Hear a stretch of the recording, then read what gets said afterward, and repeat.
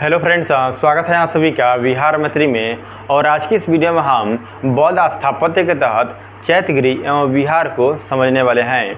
हमने पिछले वीडियो में बौद्ध स्थापत्य के तहत स्तूप को समझ लिया था और हमने ये भी जाना था कि बौद्ध स्थापत्य का क्या मतलब होता है।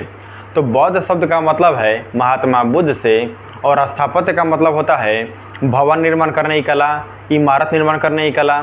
तो इस प्रकार बौद्ध स्थापत्य के तहत 4 शब्द आते हैं जिन्हें हमें पढ़ना और समझना होता है। इनमें पहला है स्तूप, जो कि हमने समझ लिया है।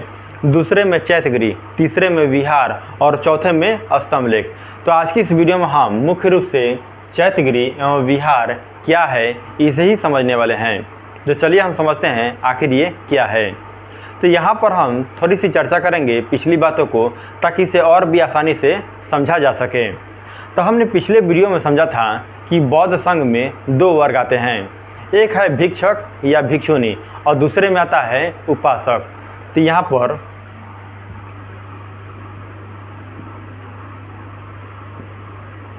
भिक्षक या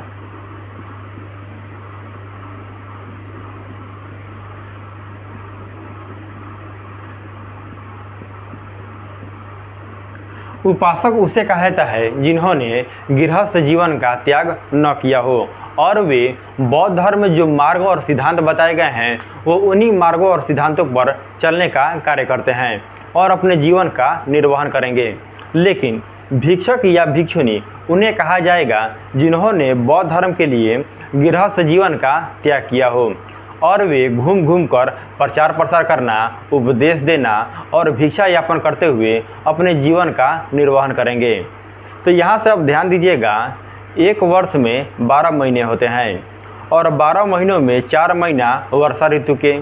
तो वर्षा ऋतु की स्थिति में इन बौद्ध भिक्षुओं के लिए एक ऐसे आश्रय स्थल की आवश्यकता पड़ेगी जहाँ पर ये आराम और विश्राम कर सकें, जहाँ पर ये ध्यान साधना और पूजा पाठ के कार्य कर सकें। तो जहाँ पर बौद्ध भिक्षुओं के द्वारा आराम और विश्राम के कार्य किए गए उसे कहा जाता है विहार। और विहार का एक और मतलब होता है निवास स्थल से। और जहाँ पर बौद्ध भिक्षुओं के द्वारा ध्यान साधना और पूजा पाठ के कार्य किए गए उसे कहा जाता है चैत्यगिरी।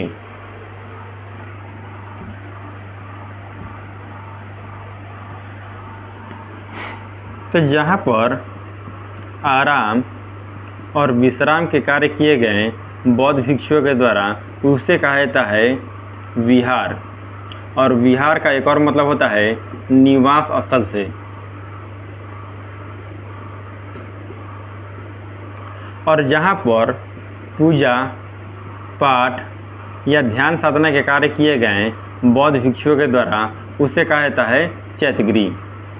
और ये जो आश्रय स्थल हैं, चाहे वो विहार हो या चैत्यगिरी, ये शुरुआत में पहाड़ की गुफाएं हुआ करती थी शुरुआती दौर में, और बाद में आगे चलकर इन्हीं पहाड़ की गुफाओं को वो काट छाट कर बहुत ही सुसज्जित तरीके से बनाने लगे।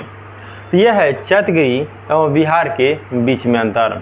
और यहाँ पर थोड़ा सा ध्यान दीजिएगा, चैत्यगिरी की संरचना में आपको एक छोटा सा संरचना के रूप में एक पवित्र स्तूप भी दिखाई देगा। वे उसी स्तूप के समक्ष बैठकर ध्यान साधना और पूजा पाठ के कार्य वो करते थे। तो इसमें एक पवित्र स्तूप भी होता था।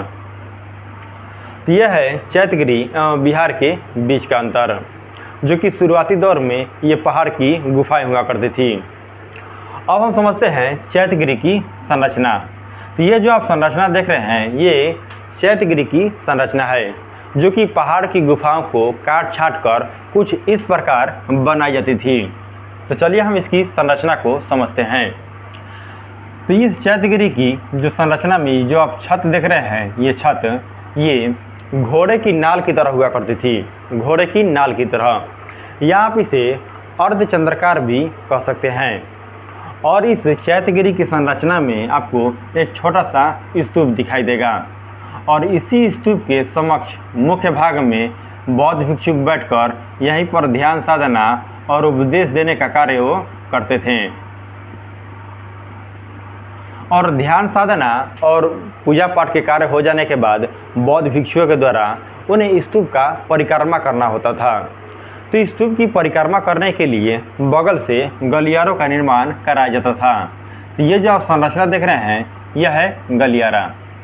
इसी गलियारा के माध्यम से ये बौद्ध भिक्षुक परिक्रमा लगाने के कार्य करते थे और इसे प्रदक्षिणा पथ कहा जाता है। तो प्रदक्षिणा पथ का मतलब होता है परिक्रमा लगाने वाला स्थल। और ये जो आप रेखा देख रहे हैं ये रेखा नहीं है बल्कि यह उसी मुख्य पहाड़ी का कटा हुआ स्तंभ है और ये पंक्तियों में दोनों तरफ बाईं और दाईं तरफ बराबर की संख्या में हुआ करती थी और इन स्तंभों को इतना सुसज्जित तरीके से काट छाट कर बनाया जाता था कि देखने में बहुत ही सुंदर लगता था। और इस पर आपको ब्राह्मी लिपि में लेख और महात्मा बुद्ध की प्रतिमा भी देखने को मिलेगा। ये दोनों तरफ बनाई जाती थी। यह है चैत्यगिरी की संरचना और चैत्यगिरी की बाहर की जो संरचना है वह है तोरण द्वार। सामान्यतः चैत्यगिरी के संरचना में आपको 3 तोरण द्वार दिखाई देंगे। तो तोरण द्वार का मतलब होता है प्रवेश द्वार। तो बीच वाला जो तोरण द्वार है वो मुख्य हॉल में जाने के लिए और बाईं और दाईं तरफ जो आप तोरण द्वार देख रहे हैं वो गलियारों में जाने के लिए हुआ करती थी। तो सामान्यतः चैत्यगिरी की संरचना में आपको 3 प्रवेश द्वार दिखाई देंगे। तो यह है चैत्यगिरी की संरचना। अब हम समझते हैं थोड़ा परिभाषा से। तो यहाँ पर कहा गया है कि चैत्य स्थापत्य का एक रूप है। इसका संबंध बौद्ध धर्म से है। वर्षा ऋतु में पहाड़ी ठिकानों पर भिक्षुक रुकते थे। तो शुरुआती दौर में बौद्ध भिक्षुओं द्वारा पहाड़ की गुफाओं को आश्रय स्थल के रूप में चुनते थे, लेकिन बाद में आगे चलकर इन्हीं पहाड़ की गुफाओं को बहुत ही सुसज्जित तरीके से काट छाट कर बनाया जाने लगा। साथ ही पहाड़ों पर ठिकानों का इस्तेमाल आश्रय स्थल के रूप में किया जाता था। अब हम समझते हैं चैत्यगिरी की प्रक्रिया, चैत्य निर्माण की प्रक्रिया। तो चैत्य निर्माण की जो प्रक्रिया है वो मौर्योत्तर काल से लेकर गुप्त काल के बीच में दिखाई देता है और गुप्त काल आते आते चैत्य निर्माण की जो प्रक्रिया थी वो काफ़ी तेज गति से होने लगी। और यहाँ पर मौर्योत्तर काल का मतलब है मौर्य वंश के बाद से। अगर आप समय अवधि पूछा जाए तो 1 ईसा पूर्व से लेकर 5 ईस्वी तक चैत्य निर्माण की प्रक्रिया थी। अब हम समझते हैं चैत्यगिरी के प्रकार। तो चैत्यगिरी के जो प्रकार थे वो 2 प्रकार के थे। एक है संरचनात्मक चैत्यगिरी और दूसरा है शैलकृत चैत्यगिरी। अब ये क्या है और इनमें क्या अंतर है हम इसे भी समझना होगा। तो संरचनात्मक का मतलब होता है निर्माण करना, क्रिएट करना, और संरचनात्मक चैत्यगिरी जब भी बनाए जाएंगे वो मैदानी क्षेत्रों में बनाए जाएंगे ईंट और पत्थरों की सहायता से। ऐसा क्यों? ऐसा इसलिए कि मैदानी क्षेत्रों में न तो पहाड़ होता है न ही पहाड़ की गुफाएं। तो संरचनात्मक चैत्यगिरी आपको मैदानी क्षेत्रों में दिखाई देगा। दूसरा है शैलकृत चैत्यगिरी। शैल का मतलब होता है पर्वत या पहाड़। तो शैलकृत चैत्यगिरी का जो मुख्य निर्माण क्षेत्र है वो दक्षिण भारत की पहाड़ियाँ हैं। तो दक्षिण भारत की पहाड़ियों में आपने सुना होगा नीलगिरी की पहाड़ियाँ, ब्रह्मगिरी की पहाड़ियाँ।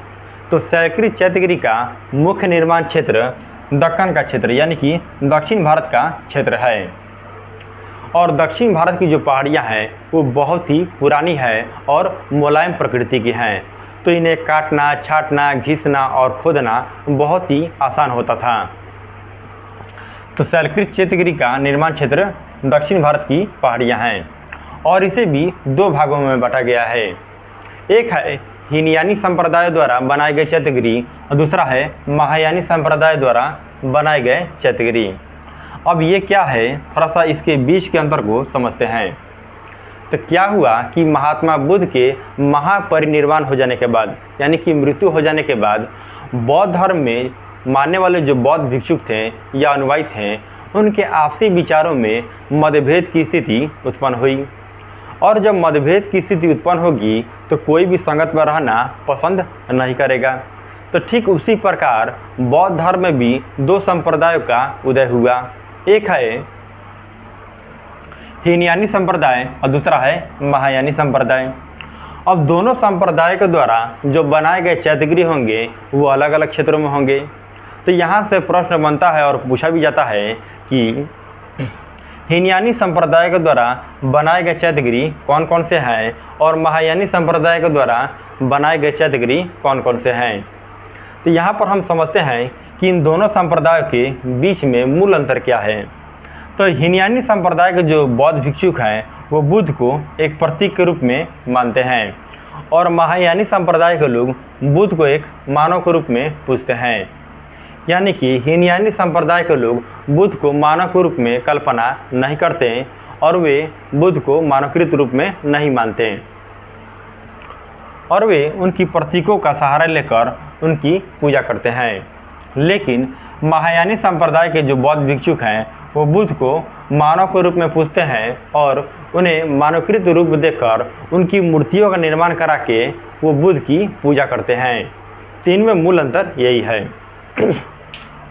हीनयानी संप्रदाय के द्वारा बनाए गए चैत्यगृहों में सबसे पहला है भांजा का चैत्यगृह, फिर आता है पीतल खेड़ा, फिर आता है कोंडानी, फिर आता है अजंता की गुफा 9 और 10।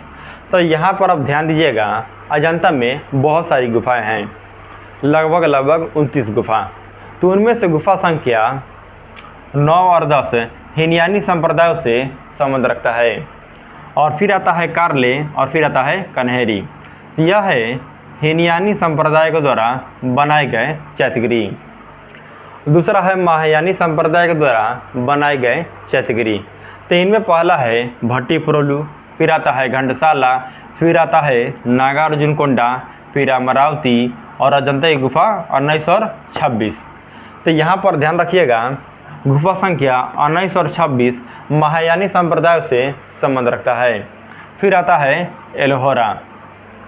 तो हीनयानी संप्रदाय के द्वारा जो बनाए गए चैत्यगृह हैं वो आपको महाराष्ट्र के क्षेत्र में दिखाई देंगे, यानी कि पश्चिमी भारत। और महायानी संप्रदाय के द्वारा बनाए गए जो चैत्यगृह हैं वो आपको आंध्र प्रदेश के क्षेत्र में या पश्चिमी और दक्षिणी भारत के क्षेत्र में आपको महायानी संप्रदाय के द्वारा बनाए गए चैत्यगृह दिखाई देंगे। यह है हीनयानी संप्रदाय द्वारा बनाए गए चैत्यगृह और यह है महायानी संप्रदाय के द्वारा बनाए गए चैत्यगृह। तो आज की इस वीडियो में हमने चैत्यगृह की संरचना, चैत्य निर्माण की प्रक्रिया और चैत्यगृह के प्रकारों को समझा। तो इस वीडियो में फ़िलहाल के लिए इतना ही था। अगर आपको वीडियो अच्छा लगा हो तो इसे लाइक करें, शेयर करें और इस वीडियो के संबंध में कमेंट करके ज़रूर बताएं कि आपको ये वीडियो कैसा लगा। वीडियो देखने के लिए धन्यवाद।